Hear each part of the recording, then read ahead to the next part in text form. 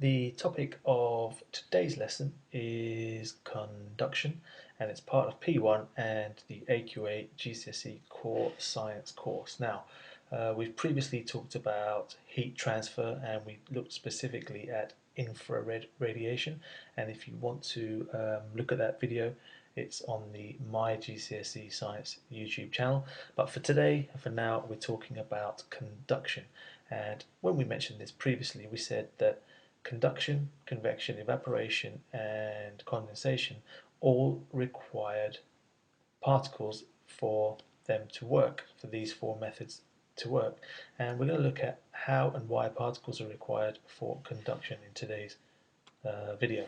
So, have a look at this. This is a piece of metal, a metal rod or a metal bar. And you can imagine that if you heated one end, this end would begin to get hot, and eventually the heat would transfer all the way along the length of the bar, and it would get hot also at the other end. This is quite common knowledge that metals are good at conducting heat, but what you need to be able to do is to explain specifically why that is. So I've expanded a very small section of this piece of metal, and I've done that so that we can look at how the atoms are arranged in the metal. Now, it's very important to note that in metals the atoms are arranged particularly neatly. They're in very neat rows and very neat columns, and this is one reason why metals are good at conducting heat, and we'll look at why that is in a moment. The second thing is that over here, which I've drawn in blue, are some electrons. Now, what's specific to the electrons in metals is that many of them are not tightly attached to the atoms, and lots of them are actually free to move. Okay, now this only happens in metals, and in fact not only in metals, but there is one other substance called graphite, which has free electrons, but generally metals only have free electrons, and we sometimes call these delocalized electrons, and because they're free to move, they also contribute to heat being transferred along a piece of metal through conduction. And let's see exactly how that happens. So imagine I heated this metal bar at one end, like as I was talking about before.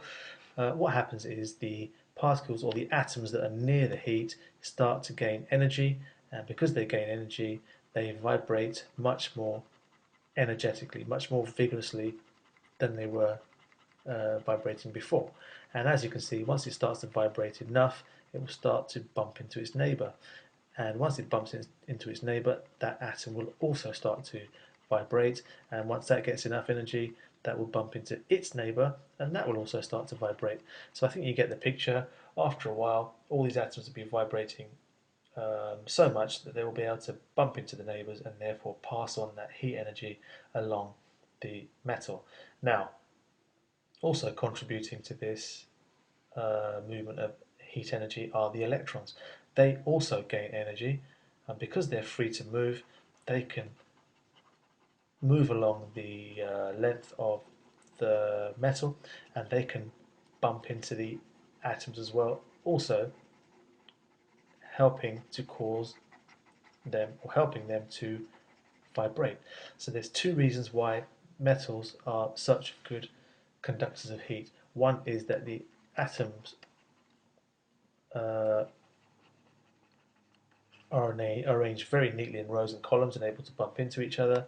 And the second reason is the presence of these free, not the presence of the free, the presence of free or delocalized electrons, which also contribute to the heat moving along. So as you can imagine, after a while, I've shown the hotter atoms in red. After a while, this heat starts to transfer all the way along the surface, or all the way along the length of this metal. And if I was to continue showing what happened, I would eventually have to put all these atoms as red, although they might be hotter down this end because that's where the heat is being applied.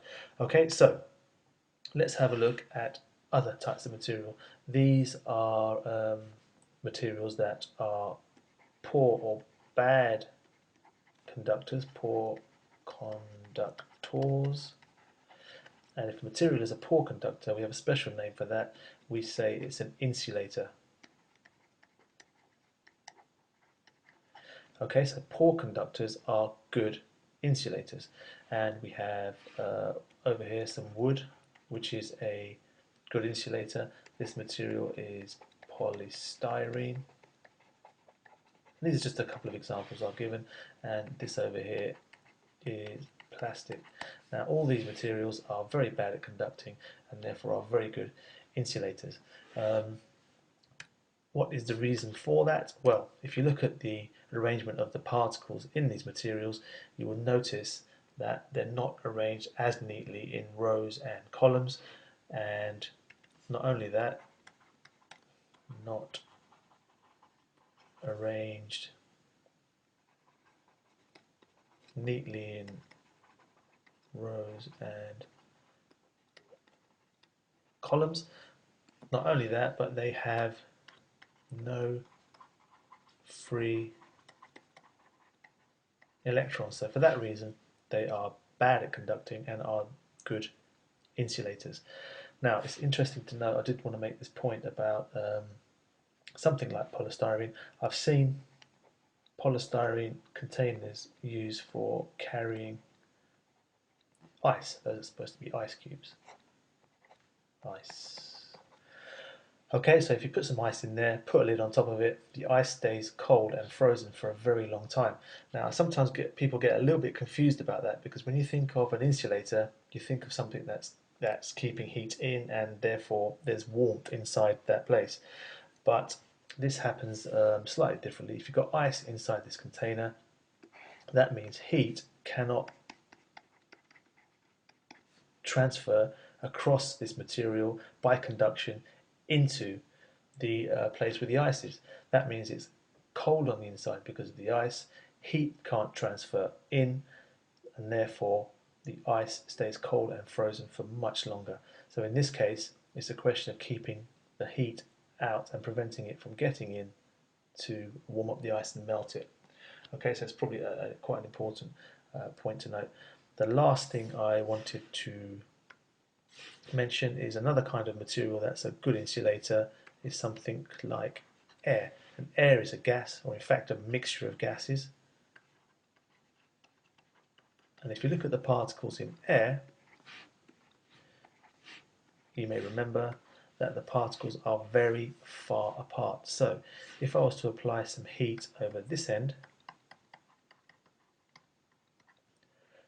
this particle will gain more energy and start to move around more, but because it's quite far away from its neighbours, it won't be able to pass on that heat energy by conduction. I should perhaps mention that this is still air, air that's not moving around. So it won't be able to pass on the heat energy via conduction. It can, however, pass on the heat energy by another process called convection. I should say it can transfer the energy by convection, but that's a topic for another video which we're going to look at, or which I'm going to make later on. Okay, so that's an overview of conduction. Please do go to the my-gcsescience.com website, where I will have a set of notes that you can use to write on or to add to as you're watching the video, or as a revision activity afterwards. But that's it for now. Thanks for watching, and see you in the next